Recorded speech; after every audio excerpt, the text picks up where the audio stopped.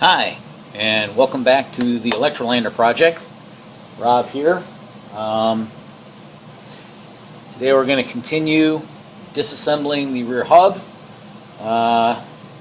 Memory serves, if I break this jam nut free, take this nut off, the axle will slide out of the assembly the other way with the brake assembly, and then we can inspect the brakes and decide whether we need to go any farther. So, here we go.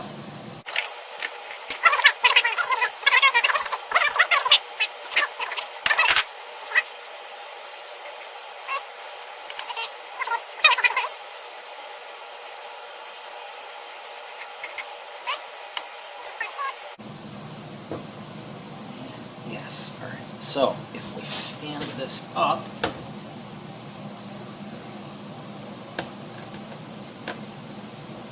brake assembly should lift out along with the axle. And there it is, very well greased with God knows what.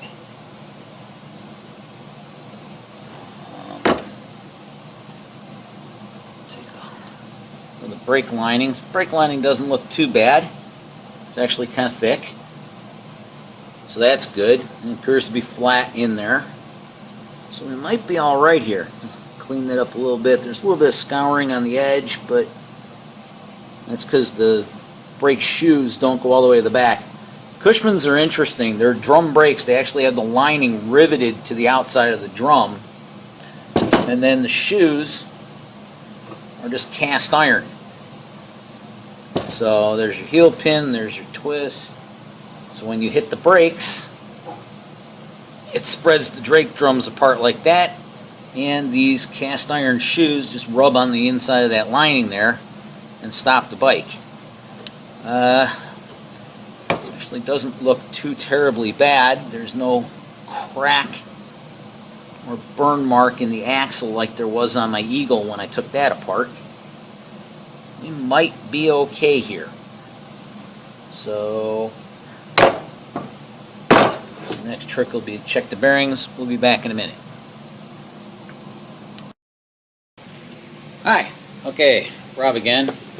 So as I said, the brake linings looked pretty good. The brake shoes looked pretty good. The brakes were actuating properly. The bearings appeared to be well greased. I'm inclined to leave the rear hub and brake assembly alone and move on to the front wheel. Near as I can tell, this Nanco brand tire is intended for use on trailers, and you can buy them at any local Walmart for about $15. They are DOT approved.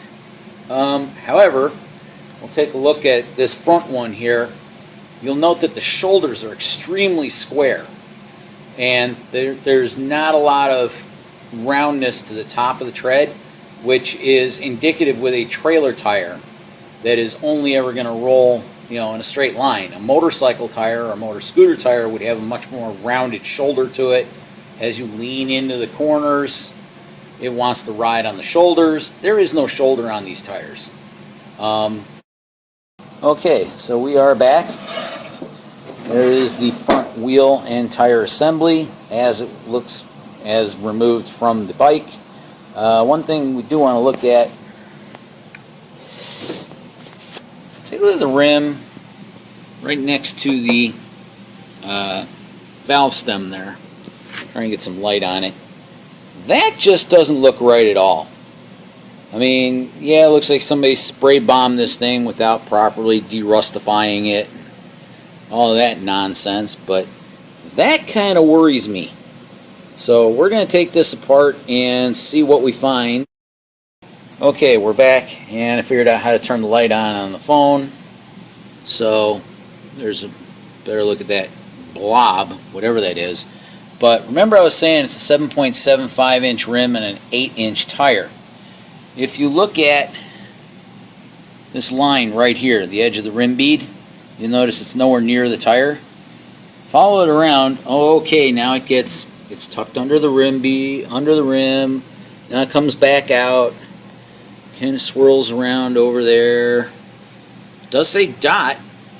It's got some kind of goofy dot code. But I don't believe this tire is anywhere near centered on this rim. If any of you know for a fact what a Nanco LH593-04 is, which is kind of weird because the other tire said -06, please let me know in the comments. Yeah.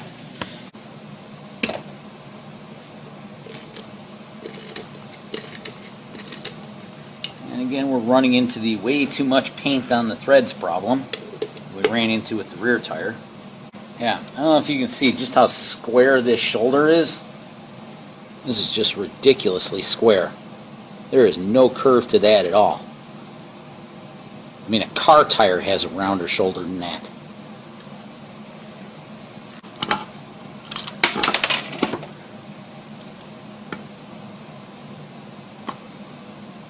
So there's rim and tire, and looks exactly like the rear one now. And the hub assembly, hub and axle. Feels like it's got an awful lot of drag. I don't know if the gentleman who owned the bike before me just put too much grease in the bearings and then never actually rode the bike. Clearly he couldn't have ridden it much, or everything else that started to fall off on me would have fallen off on him. So it may just not have worked the grease into the bearings, and it is cold here in the garage, and he may not have used the grease that's happy in cold weather. So put that to the side. Okay, so well, we've got all the bolts out. Sorry, the camera ran out of memory. I really need to get a better camera if I'm going to do this. This time, literally just pops right off. The inside looks just as rusty as the old one, the other one, and this has got enough rim sealant on it to kill a cow, and yet it wasn't stuck to the tire. Yeah, that rusted away so badly apparently. That's actually weld blob on this side. That's got to do wonders for balancing the tire at 45 or 50 miles an hour, let me tell you. So, you tuned in for ridiculousness? You got ridiculousness. This wheel is not going to be reused. This is going to be sold for scrap metal. There's the other side. Comes right out. No rim sealant on that side. None at all. Maybe my friend Steve can make yard art out of this. Maybe I'll give it to him. So yeah, you can see the sealant on the tire. Fortunately, I don't have any intention of reusing these tires because, yeah, yuck.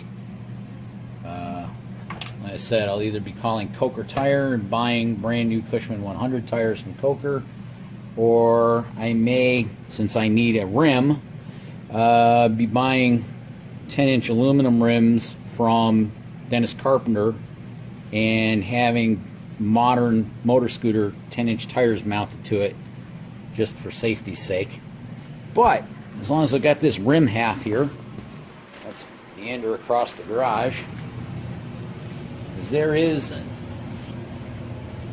a Cushman 100 tire, 4.75 by 7.75, mounted on a rim that looks just like that one.